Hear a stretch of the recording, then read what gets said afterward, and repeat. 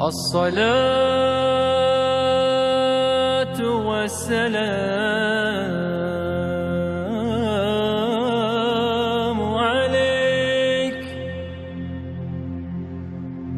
عليك يا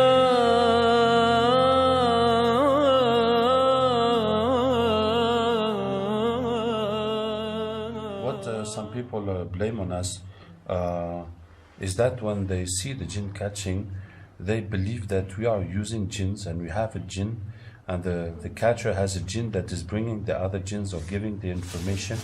So they think that we have pacts with jinns and we are using jinns, and they can't understand that the catcher just has an access, a gap between him and the jinn's world, and it is the bad jinns that we are bringing to convert, and we're not keeping any relation with these jinns. Once they are converted, we just send them to fight for Allah Ta'ala.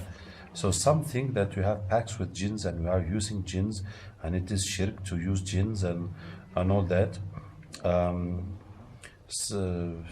Some, when they see us, yes, also when they see how easily we get the jinns and they convert, so they cannot believe that this is possible, because they see that in classical ruqya it takes a lot of time and energy to convert one single jinn. So how can we be bringing tens of jinns and plenty of jinns and converting them that easily? So that makes them think that this is not possible. And also concerning the information that jinns give, some don't believe that these numbers or whatever the jinns say about it, and then they blame us on believing whatever jinns say. There's that also. So we don't believe whatever jinns say, but the jinns have this false reputation of being liars. What Rasulullah said about the story of Abu Huraira, Sadaqaka wa huwa kadhub, he said the truth but he's a big liar. It was a shaitan, and the shaitan, his job is to take people away from Islam. So of course they lie to do that, as Allah Ta'ala says, يَعِدُهُمْ وَيُمَنِّيهِمْ وَمَا يَعِدُهُمُ الشَّيْطَانُ إِلَّا غُرُورًا. He promises them and gives them hope, and the shaitan only promises them deceivingly. So it is, of course, shaitan is going to lie to the people, as Allah Ta'ala says, الشَّيْطَانُ يَعِدُكُمُ الْفَقْرَ وَيَأْمُرُكُمْ بِالْفَحْشَاءِ. Shaitan orders you, promises you poverty, and orders you to do bad things. That is his word. But when you talk about normal jinns, they're not more liars than people. Now it just depends on the situation, how you speak with them. If you catch a jinn with a person and you read Quran to burn him, so now the jinn will say anything so that you let him go. As if you catch a robber in your shop, and of course that robber is going to lie to you, say I will never come back and this, that, because he wants you to leave him. So that's how the jinns in Ruqya will lie when they will be burning, say leave me, I will never come back. Of course in that moment he's lying, because he just wants you to stop burning him. But if you speak calmly with the jinn, so there's no particular reason that will make him lie.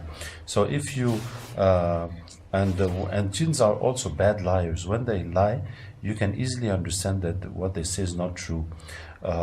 So this is why when we talk calmly with jinns and you say, what are you doing? He said, yes, I'm working for a sorcerer. What is your pact with the sorcerer? He said, he's praying without wuzu, or something like that. So there's no reason to think that he's lying. But yet we don't rely on that information. And for treating the patient, we rely on the diagnostic that is built on the symptoms that he has. And that's after the diagnostic is made, we do the jinn catching. And even if the jinn says that he's got magic done 2 times or 5 times or 10 times, that will not change anything to the treatment the person is going to follow. Some also criticize us by saying that Rasulullah was not doing all this work with jinns and also this work of Ruqya and Sahaba and all that. And our answer is that we are in a situation in the world where the mystic problem has become very, very developed, and too many people are affected, and the magic has freedom in most of the countries. And we also know that in politics that magic is involved very much, and because we have this very big demand and people needing it, and so many people going to shirk, to different ways, different shirk ways, or out of Islam to find solutions. So this is why we believe that it is something that is necessary to be developed, the same way as the magicians develop their work and they make it more and more complicated and sophisticated so that it cannot be undone and it will have bigger effects. So also Ruqya needs to be developed in the same way so we can have an Islamic alternative and solution to this situation. May Allah Ta'ala help us and guide us. Mentioning the power and exclusivity of Sulaiman alayhi salam, that hadith shows the possibility and of jinn catching and how it is yani sunnah, because the Rasulullah caught the jinn and he said, I strangled him until I felt his saliva, the coolness of his saliva on my hand. And he said, I wanted to attach him on the pillar so in the morning you will all see him and the children will play with him. But I remember the dua of Sulaiman alayhi salam and I let him go. So that means that the Rasulullah did catch the jinn. So it is possible to catch the jinn. And he wanted to attach him and show him to everybody. So that was also possible to do it. It is possible. But Rasulullah remembered the dua of Sulaiman alayhi salam and left it as a respect for that dua of Sulaiman alayhi salam, that he had the power over the jinns. Does not mean that it was impossible, and it does not mean that it was haram. And just as a respect for that dua. Because the people who claim that only Sulaiman could do it, but Rasulullah did it, and Abu Hurairah radiallahu anhu also, when the shaitan came to steal from the zakat, he caught him and he said, I'm going to take you to Rasulullah. But that shaitan gave excuses, and 3 times Abu Hurairah let him go, and Rasulullah was asking him, Ma fa'ala asiruka al-bariha, what happened with your prisoner yesterday? So he was his prisoner. So it is possible to catch the jinns and to make them our prisoners. It is possible. So that's not part of the dua of Sulaiman alayhi salam, because Sulaiman asked Allah to have a kingdom that no one will have after him. That means it is not possible to do what Sulaiman alayhi salam did. It does not mean it is haram to do what he did. It just means that Allah gave him things that no one will get after him.